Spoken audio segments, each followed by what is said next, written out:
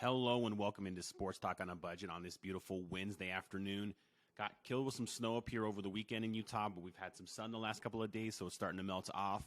Obviously, today is March 29th, so we're almost all the way through March here. Can't believe we're almost into April, already 3 months through the year 2023. Obviously, still a lot of good sports topics out there, a lot of good things to talk about. So let's go ahead and dive into the topics and dive into the show. So first topic of the day, we're going to start in the NFL, and we're going to talk about Lamar Jackson's trade request that dropped on Monday. The trade request didn't start on Monday, but that was kind of the news that he tweeted out that he requested a trade earlier in the month from the Baltimore Ravens, and so that was a big bombshell. Now it looks like Lamar Jackson isn't interested in returning to the Baltimore Ravens. Second topic is going to be my ultimate Major League Baseball season preview. Going to talk about some of the bigger storylines from the offseason, the most improved teams from the offseason going into the season, and then I will break down division by division and pick who I think is going to win those divisions, and then who's going to be the three wild card teams in the playoffs for both the NL and the AL as well. And then finally, I'll finish off my show with my Final Four preview and picks. So obviously we are in March Madness, got all the way down to the Final Four, unprecedented, unheralded Final Four, but I still think will be a very exciting and very fun to watch Final Four. But either way, down to the Final Four, so I'll preview what I've seen so far throughout the tournament, and then I will make my picks for the Final Four. With all that being said, let's go ahead and dive into the show. So like I said in the opening, my first topic of the day is the trade request by Lamar Jackson. So Lamar Jackson tweeted out on Monday that he requested a trade from the Baltimore Ravens on March 2nd. Now, the date is significant because that was 5 days before he was actually franchise tagged on March 7th by the Baltimore Ravens, the non-exclusive franchise tag. So people can sign him to an offer sheet. If they do end up getting it, it's going to cost them 2 first-round picks. Gone through all of that. Previous shows, if you haven't seen that, go back and watch my shows or listen to my shows. Gone through all the Lamar Jackson tag details. But either way, this was huge news because I think a lot of teams were sitting out there thinking, okay, well, Lamar Jackson probably still wants to be on the Ravens to a certain extent. If we sign him to an offer sheet, are we just giving the Baltimore Ravens giving the market to the Baltimore Ravens and saying, okay, well, here's the market. He's obviously not going to get a fully guaranteed contract like he's been wanting, but this is what we're willing to pay him. And then the Ravens will just be like, okay, we'll match that. And then boom, he becomes a Baltimore Raven because the Ravens do have, I believe it's 72 hours, 3 days to match whatever offer sheet is offered by any other team around the league. So I think a lot of teams were under that impression. But now that you know that Lamar Jackson wanted to trade out of Baltimore before the tag was even dropped on him. So I'm pretty sure that Lamar Jackson on March 2nd knew that he was going to get franchise tagged, that knew in the next 5 days, because March 7th was the deadline for franchise tags, knew in the next 5 days that there wasn't going to be a deal getting done since it's been over 2 years since a deal hasn't gotten done. So that's why I think he requested the trade. And you can kind of tell yourself, if your team's around the league, okay, well, he didn't want to be on the team before the franchise tag. Then they slapped him with the franchise tag, so he definitely doesn't want to play under the franchise tag, seeing that he's going to be making less money than guys like Daniel Jones and Derek Carr, who he believes he's better than, and I believe he's better than as well. So if you're another team, I think this gives you the the reason to think that Lamar Jackson is done with the Baltimore Ravens. And that is what I have thought pretty much all along, but now it's made even more evident that Lamar Jackson is done with the Baltimore Ravens. But as it happened to happen right after the tweet by Lamar Jackson, John Harbaugh was actually there was a meeting down in Phoenix with all the coaches, GMs. It's one of the NFL annual meetings that they have every year. And so he was in front of a bunch of news reporters, a bunch of cameras and microphones right after that, and he kind of said what they've been saying all along. They love Lamar Jackson. They want him to be their quarterback going forward. They believe when the 2023 season is going to start that Lamar Jackson will be their quarterback. But I think at this point that's just wishful thinking. Now, yes, the market doesn't seem to be as robust as we thought it might be because of some of the parameters around it. And we've talked about the parameters. A, you have to just sign him to an offer sheet. You can't just sign him and he's yours. B, if they don't match the offer sheet, it's going to take 2 first-round picks for you to get Lamar Jackson. And then C, once you get Lamar Jackson and it takes those 2 first-round picks, he is still demanding a fully guaranteed contract like Deshaun Watson got last year from the Cleveland Browns. So it's a lot of hoops to jump through. Yes, Lamar Jackson is a player that is worth jumping through hoops, but That is a lot of hoops to jump through, and there's talks around the league that there's potentially collusion among the owners, that the owners do not want to give an NFL player a fully guaranteed contract. In this kind of sport, obviously, when you have injuries, it's a contact sport. There's going to be injuries. There's going to be people that miss games. Lamar Jackson has missed 5 games apiece the last 2 years. So owners are very, very hesitant to give a player a fully guaranteed contract. And a lot of people are like, oh, well, Deshaun Watson got a fully guaranteed contract. That contract by the Cleveland Browns was one of the worst contracts in the history of football. And it's the Cleveland Browns. Who follows their suits?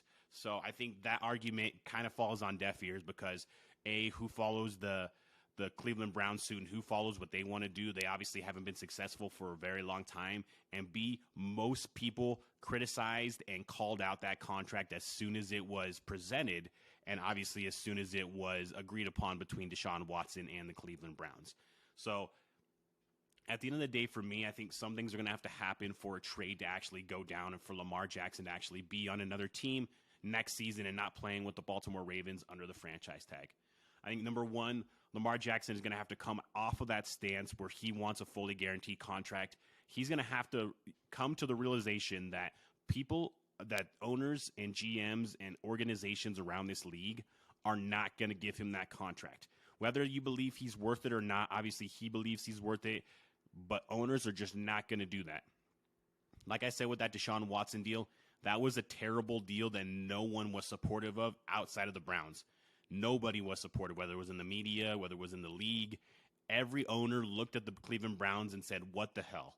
You just made it a lot harder to negotiate with our quarterbacks going forward because of what you just did. And you did that with a guy that had 20-plus sexual harassment cases against him.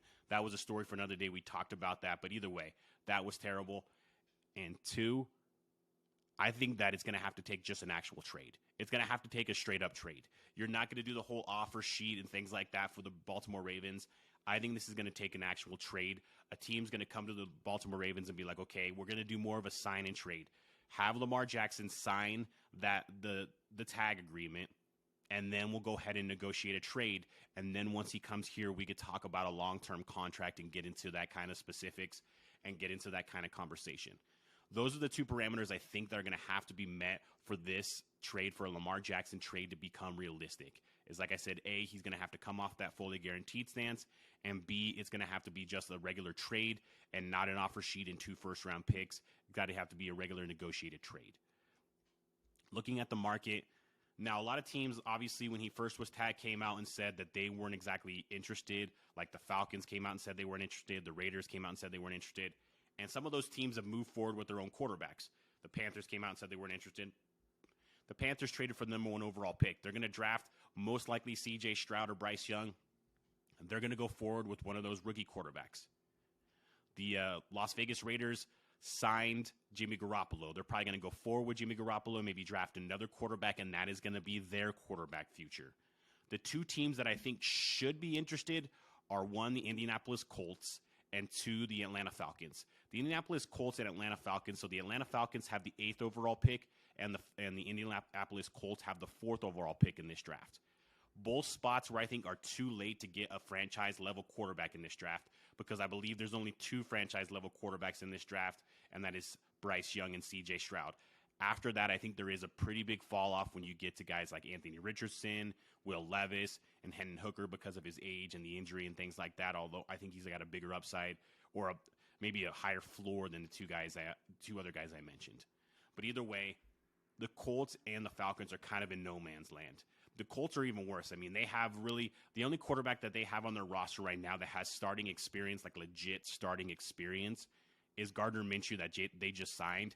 And in my opinion, Gardner Minshew is a high-level backup in the NFL. He is not a starting quarterback if you want to compete for the playoffs or something bigger in the NFL. And then you have the Atlanta Falcons. Right now, they're going to go forward with Desmond Ridder, who they picked in the 3rd round of last year's draft. I like Desmond Ridder coming out of Cincinnati. I don't know if he is a starting quarterback in this league. He played okay last year in his opportunities, but he is not near the quarterback of Lamar Jackson, and Gardner Minshew for the Colts is not near the quarterback of Lamar Jackson either. So those are the 2 teams I think should be interested in Lamar Jackson. There's been rumors that Meek Mill texted Robert Kraft that Lamar Jackson wants to be a Patriot. I don't see Bill Belichick making that move. I don't see them having the kind of cap space room to make that move with some of the players that they're paying on the defensive end and some of the bad contracts that they've signed over the last couple of years as well. So I don't see that happening. Obviously, you can see I'm a Patriots fan. I actually like Mac Jones, and I think he's got a good future. I think they kind of hurt him last year, obviously, with having Matt Patricia and Joe Judge, a defensive coordinator and a special teams coordinator, call plays on the offense, and that kind of stunted Mac Jones's growth. I think this year with Bill O'Brien and with some of the additions of Juju Smith-Schuster and Mike Gesicki and some of the other things they have, if they can get another big-time receiver, whether that's through the draft or through trade, he can be a better quarterback, and he could be a starting above-average level quarterback in this league. Obviously, he's not Lamar Jackson, but he comes a lot cheaper than Lamar Jackson, and I just don't think that the Patriots are going to make that deal for Lamar Jackson, even though it probably could work, and it probably would be a very good deal and a very good possibility of them getting back to the playoffs and really competing in the AFC East. With all that being said, we'll see how that plays out. Like I said, I do believe those two parameters need to be met for a legit trade to happen, but we'll see how it plays out. We still have a long way to go. The draft is around the corner. A lot of times big-time trades are made around the draft, so maybe something like that is made around the draft for Lamar Jackson. But either way, I think we got a long way to go for this Lamar Jackson thing. We'll go ahead and move on to my second topic of the day, and that is my Major League Baseball season preview. So opening day is tomorrow for basically every team, and obviously it's been a pretty interesting offseason. I think the offseason has been great the last couple of months. We had the World Baseball Classic, so you saw a lot of the star players in the league playing for their countries, whether it was the U.S., Japan, Dominican Republic, Puerto Rico, Mexico. You saw big-time star players in the MLB playing all over the world for their countries, and that was really cool to see. So that was a big kind of moment there. A big storyline heading into the season is, can the Houston Astros repeat as world champions? They lose reigning Cy Young winner Justin Verlander, so that's going to hurt a little bit, but they still have a really good lineup. They will be without Jose Altuve, who suffered a thumb injury in the World Baseball Classic for probably the first 2 months. He's projected to return around June, so he'll be missing there. They still have a really good team. They still have a good rotation. They still have a good bullpen. They're still well coached by Dusty Baker, so I expect them to be just fine and to be a legit contender to repeat as World Series champions. But before I get into my division picks, I kind of just wanted to go over some of the teams I thought were the most improved teams from the offseason that did the most in free agency and in trades to kind of give themselves the best chance to really compete this season. We'll go and start off with the Texas Rangers, a team that hasn't been talked about on a high level in Major League Baseball in a long time, but they added some really good rotational pieces. Obviously, they get Jacob deGrom. Jacob deGrom's probably top 3 or 4 pitcher in the entire league, so that was a huge move there. Nathan Eovaldi has been a very good starter for the Red Sox and other teams in the past. That's a very good starter as well. You get Jake Odorizzi from the Chicago Cubs. He's a solid starter as well. And then finally, Andrew Heaney, who was on the Angels, and I believe he ended the season last year with the Philadelphia Phillies. But either way, a good, solid starter. You pair him with Corey Seager on the offensive side. They've been getting better, getting younger and better on the offensive side. This is a team in Texas, in the division of the Astros with the Mariners and the Angels. That could be a very competitive division going forward, and the Rangers did a lot to make themselves better, especially in the rotation. And at the end of the day in baseball, pitching is what wins games and championships in Major League Baseball. We'll go ahead and move on to the San Diego Padres. Now, the San Diego Padres were already stacked in their lineup, whether it was Manny Machado, Juan Soto, Josh Bell, when Fernando Tatis comes back from his suspension. But what do? They go out and get one of the best bats on the market this offseason. They get Xander Bogaerts from the Red Sox. Obviously, you could tell with the Red Sox flag behind me, I was not happy about that. Love Xander Bogaerts. Xander Bogaerts isn't exactly a power guy, but he is a guy that consistently can hit in the high 290s, low 300s. He is a consistent hitter in this league and a very good glove at the shortstop position. Just a consistent player, hasn't had much injury issues, stays on the field. He hits really well. He can hit for average. He'll hit for power every now and then, but he hits more for average. But just a very solid player. You throw him on your team. They picked up Matt Carpenter to DH. You got Seth Lugo to catcher as well. So the Padres are making moves, and they really want to be a team that thinks that they can compete at the highest level. Got all the way to the NLCS last year. They want to get even further to the World Series, and they obviously want to win the NL West over their heated rivals, the Los Angeles Dodgers. Next team is going to be the Philadelphia Phillies. The Philadelphia Phillies got Captain America, if you know what I mean, if you watch the World Baseball Classic, in Trey Turner, Taijuan Walker, Craig Kimbrell to kind of shore up the bullpen for them, and Matt Strahm as well. So they got some really good pieces. Trey Turner is one of the most underrated players in the entire league. He's a really good shortstop. He basically a five-tool guy. He can hit for power. He can hit for average. He can field. He can run. He can do basically everything that you want a star player to do. You pair him with guys like JT Realmuto. You pair him with Bryce Harper, Kyle Schwarber.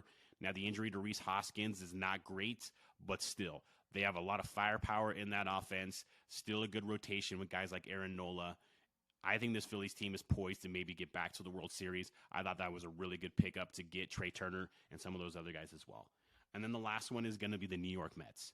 And the New York Mets they lose Jacob deGrom, so that was hard. But you pick up Justin Verlander. Now, Justin Verlander is getting older. He's close to 40, or he might be in his 40s.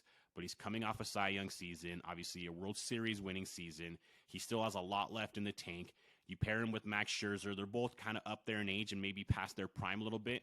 But they're still both top 5, 7 pitchers in the league. So that's going to be a really good rotation. They got the kid out of Japan, Cody Senga. He was supposed to be kind of a big deal as well. Jose Quintana to go into that rotation with Scherzer and Verlander. So I like a lot of what they did. David Robertson to go in the bullpen to kind of shore up their bullpen. They'll need more help in their bullpen, unfortunately, because Edwin Diaz was hurt after Puerto Rico eliminated the Dominican Republic. He got hurt celebrating, and he's going to be out for the year. So that is tragic for the Mets, but the sky isn't falling for them. They have a very good team, both offensively and their rotation, and they've shored up their bullpen as well. So those are kind of my most improved teams, the Rangers, the Padres, the Phillies, the Mets. Those are the most improved teams. There was other good moves made throughout the league, but I thought those were the best teams with the best moves so far. So with all that being said, I'm going to go ahead and move into my division picks, and we'll start in the American League. And we'll start in the American League East. And the American League East, I think, is going to be one of the most competitive divisions in baseball, and it has been for the last couple of years. You have the Yankees, who made some good pickups in the offseason with Carlos Rodon. Obviously, they were able to retain Aaron Judge, which was huge. So they're going to be a good team. You have the Blue Jays, who have been ascending with that just powerful lineup with Guerrero, Bichette, Biggio, everybody that they have in their lineup, and they're getting better on the pitching staff as well. The Tampa Bay Rays always find a way to be around, even though they have one of the lowest payrolls outside of the Oakland A's. They always find a way to be around. And the Orioles are getting better. They're a very young team getting better. And then obviously, as a Red Sox fan here, I think that it might be a rough year for the Red Sox, but I do have a scrappy team that might be able to make a run and maybe some noise that people aren't expecting. With all that being said, I'm going to go ahead and take the Toronto Blue Jays to win the AL East. I think it's going to be neck and neck between them and the New York Yankees for most of the year. I just like that lineup a lot more for the Toronto Blue Jays. I think they'll have more firepower there. The pitching rotation is not as good as the Yankees, but I think it is underrated. But either way, I'm going to go ahead and roll with the Blue Jays to win the AL East. Then we'll move to the AL Central, and to me, it's pretty much a 2, maybe 3-team race in the AL Central. I think it starts with the Cleveland Guardians. The Twins will maybe make some noise, and maybe the White Sox will get back to what they were a couple years ago. But in my opinion, I think the Guardians are just that much better than the rest of the division. So I'm not going to take too long on this and break it down. I like the Guardians to win the AL Central. And then we'll go to the AL West. And the AL West, as I mentioned earlier, with all the additions that the Rangers made, has become a tougher division. Obviously, you have the Astros as the defending World Series champions that are going to be the class of the division, but the Mariners showed last year that they're a team that's capable of making a playoff run and capable of pushing the Astros to the brink. You also have the Angels, who got some good pitching in the offseason as well, and still have 2 of the best players in the game in Shohei Ohtani and Mike Trout. And now the Rangers have made moves to kind of make that division even tougher. With all that being said, I still like the Astros to win the division, but I think this is going to be a tougher division than most people think going into the season. Those are my 3 division winners. My 3 wildcard teams are going to be the Yankees from the AL East, the Mariners from the AL West, and you better do it now or you're going to lose Shohei Ohtani. So I have the 6th and the 3rd and final wildcard team and 6th and final playoff team as the Los Angeles Angels. They need to make the playoffs and make some sort of noise this season, or they're going to see Shohei Ohtani walk out the door. So that, I think, just desperation. I think they'll feel that desperation in the organization, and they will make the playoffs. I think they'll probably be the last team to make the playoffs, but either way, if you can get in, sometimes that's all it takes. Then we'll go ahead and move to the National League, and we'll start off in the National League East, just like I started off in the American League East on the American League side. And the American League and the National League East is a very deep division. You have the Phillies, the Mets, the Braves. All teams are capable of not just winning the division, but potentially winning the World Series. That's how deep this division is. But as I talked about in the opening when I was talking about most improved teams, I really like this Philadelphia Phillies team. I think they win the division. That's going to be my pick to win the division. I love the addition of Trey Turner. I know losing Rhys Hoskins is going to hurt, but you still got Schwarber, you still got Realmuto, you still got Harper, and now you bring in Turner. You still have a good pitching staff with Aaron Nola. I think this team is poised to make to have a really good season and win the division. It's not going to be easy with the Mets and the Braves in that division, but I still think the Phillies can win this division. Moving to the NL Central, to me, it's kind of like the AL Central. It's not that deep of a race. For me, it comes down to the Cardinals or the Brewers, and I just think the Cardinals are a better overall team. When your book ended on the two corners by Paul Goldschmidt and Nolan Arenado, that is really good to have and really good to have in your lineup and on your team. So I think just a little bit too much firepower for the St. Louis Cardinals. So I like the Cardinals to win the NL Central.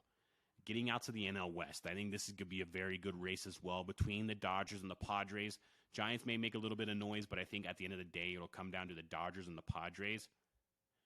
You can have your kind of your questions about Dave Roberts as a manager, but what you can't question is he is a very, very good regular season manager, and that's why I think the Dodgers are going to win this division. You still have a ton of firepower with Freddie Freeman, with Mookie Betts, with Max Muncy. You still have a lot of good players on that team. There's still good rotation with Buehler and Kershaw and those guys. So they will be fine as a team. They did lose some big guys like Justin Turner and Trey Turner, but either way, they're still going to have a very good team. The Padres are going to push them to the brink, and I think the Padres are the more talented team at this time, but the Dodgers are a more veteran-led team, and I think they're just a team that just plays really well in the regular season. And Dave Roberts is just a really good regular season coach. That's why I think they win the NL West. My three wildcard teams in the National League are going to be the Padres, the Braves, and the Mets, so two teams from the NL East. And all three of those teams, Padres, Braves, and Mets, are teams that could win a World Series from a wildcard spot and could definitely win their division. So baseball is going to be fun this year. We have some really good divisions, whether it's the NL East or the AL East, the NL West. The AL West is getting tougher as well. I think this is going to be a really wide open year for baseball. I don't think there's a clear favorite. You might think the Astros, maybe the Padres or the Braves or the Mets or the Phillies, but no clear favorite, in my opinion, right now going into the season in Major League Baseball. So I think that's going to make for a really exciting season, and I can't wait for it all to get started tomorrow. With all that being said, let me go ahead and move on to my last topic of the show, and that is going to be my Final Four preview and picks. Just kind of looking at everything here, three teams in this Final Four are making their first appearance in the Final Four, and that is Florida Atlantic, Miami, and San Diego State. That is unprecedented. That is basically the opposite of what we had last year when we basically had a blue blood Final Four when we had Duke, Carolina, Kansas, and Villanova. Teams that have not just made a lot of Final Fours, but have won championships in the last 10, 15 years. Now we have teams, three teams that it's their first appearance in the Final Four. And then we have somewhat of a blue blood in UConn who has 3 national championships in the last 20 years. So you have a little bit of a mix there with that kind of blue blood in UConn, but a lot of new blood there. And a lot of people are saying that this isn't going to be a very exciting Final Four because you don't have those big names. I don't agree with it because have you seen the way these teams have played? Florida Atlantic has played just outside their mind. Their game against Kansas State, they went toe-to-toe with the team who had the best player in the tournament so far, Marquise Noel, a guy like Keontae Johnson. They went toe-to-toe with that team and put it to them and, beat them at their game. That was a high-scoring, fast-paced game, more along the lines that Kansas State wants to play, and Florida Atlantic was able to beat them that way. And then you had Miami. Miami was down 13 with less than 10 minutes to go against Texas, who was the 2 seed, who was one of the favorites to win the whole thing coming into everything. And they stuck around. They got back into the game. They shut out Texas. I think Texas didn't have a field goal, only free throws, no field goal for the last 4 or 5 minutes of the game. So they looked very impressive. The San Diego State-Creighton game, I didn't love how it ended, like that call there, but that call is a foul. If you're going to call that a foul in the first half, in the first couple minutes, you have to call that a foul, in the second half in the last few minutes. So that was a foul there. San Diego State obviously makes the free throw, and they win the game. But one of the bigger storylines from this whole entire tournament is the dominance of UConn so far. UConn has been the most dominant team throughout the entire tournament, and they have won their games by an average of 23 points. And they just put it to Gonzaga on Saturday, beating them by 28. They probably could have beat them by 40 if they wanted to, but they kind of called off the Dogs a little bit late. But they look totally dominant, and they're going to be the heavy favorites, and they are the heavy favorites going into the weekend to win the whole thing. But I think they're going to get a challenge from Miami. That should be a good game. With all that being said, let's go ahead and get to my picks. So I'm going to start off with the first game of the day, and that's going to be Florida Atlantic, the 9 seed, versus San Diego State, the 5 seed. And San Diego State is currently a 2-point favorite in this game. Now, both these teams, it's contrasting kind of styles. San Diego State likes to be physical. They like to play really good defense, and they rebound really well. But the thing is, Florida Atlantic is an underrated rebounding team. They have a guy Golden down low, big guy who can rebound, he can play, but they like to play a little faster pace, and they're a team that shoots better from the outside. So very contrasting styles between Florida Atlantic and San Diego State. So this should make for a very interesting game. Like I said, San Diego State is a 2-point favorite in this game. I think this game comes down to the wire, but I still got San Diego State to win, and it's only a 2-point spread, so I'm going to roll with them to cover. So give me San Diego State to win and cover in this game. And then we have Miami versus UConn, and UConn is a 5.5-point favorite in this game. Miami has been a great story, and they have been a great team throughout the tournament, but they just don't match up the greatest against this UConn team. Obviously, Sanogo, the center for UConn, has been dominant. He's been unstoppable. Miami doesn't really have a great big that can slow down Sanogo. And then Miami's a team also, obviously, that likes to shoot from the outside. UConn can do that really well and has done that really well. They've been shooting over 40% from 3 throughout the entire tournament. I don't like this matchup for Miami. I think Miami could beat either Florida Atlantic or San Diego State. They got the team that you want the least left in the entire tournament, and that is UConn. So with all that being said, that's why I like UConn to win and cover. So give me UConn minus 5.5. They have just looked too dominant and just too fundamentally sound. They know how they want to play. They know how they want to execute, and they do it exactly to perfection. And they have done it every single game of the tournament, and I believe they will do it again Saturday, and they get the win, and they'll cover over Miami as well. Still, I think it's going to be a very exciting Final Four. I know we don't have the Blue Bloods and the big names outside of UConn, but these teams are good teams, and they have deserved the right to play in the Final Four and potentially for a national championship. That has been my show. Thank you for watching and listening. As always, you can find this show on YouTube under Sports Talk on a Budget. If you prefer the audio version, it is available on Spotify, Apple Podcasts, Amazon Music, Audible, or basically wherever you get your podcast. Please like and subscribe to the show on YouTube. And if you do want to follow on social media, you can follow me on social media, whether that's on Facebook, Instagram, Twitter, or TikTok. Like and subscribe to those pages as well. Thank you for watching and listening, and have a great day.